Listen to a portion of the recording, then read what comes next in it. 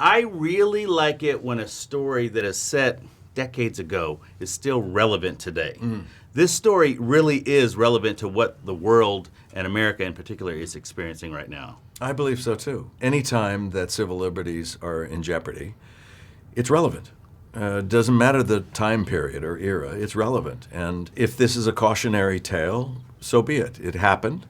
And it's entertaining as well. So it's a reminder. It's like how important that our Constitution really is, and it needs to be fully respected and regarded every time that the government wishes to take an action on something.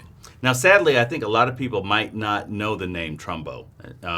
Tell us who he is in a nutshell, if you will. Well, Dalton Trumbo was the highest paid screenwriter in 1947.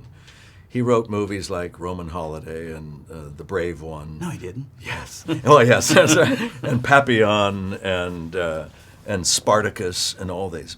Over time, the two Oscars that he won, Roman Holiday and The Brave One, had to be under different names because he was blacklisted for being a member of the American Communist Party. He was sent to jail. Although he didn't commit a crime, he was sent to prison for a year because the House Un-American Activities Committee didn't appreciate the way he chose to answer their questions under threat of incarceration.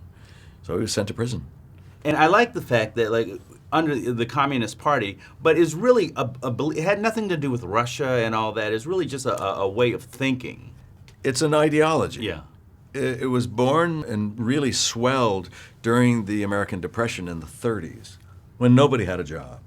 And a communistic party that really sought employment for all and equal opportunity for everyone sounded like a viable possibility. Would it make a good government? I doubt it myself. I think communism doesn't really work. And Soviet Russia, under Stalin, wasn't really communist. It was a fascist regime, and he was an awful dictator.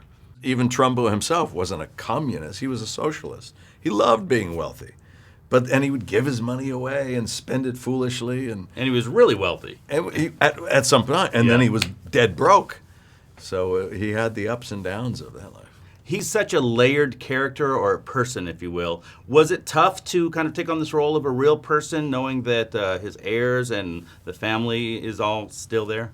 Every time you take on a character that is non-fictional, you have an added responsibility because there are people, if it's recent history, like Trumbo, yes, his daughters are still alive and well, and people who knew him are still alive, and they have a very keen impression of who he was and his mannerisms. And there's audio tapes and videotapes of his speeches and talks, and there's evidence in his work. So there's a plethora of source material that you can refer to try to get the essence of that character without going into, a full-on impersonation of him. And hopefully that's what happened. He spends a lot of time in the tub writing. How much time did you spend in the bathtub, in the water?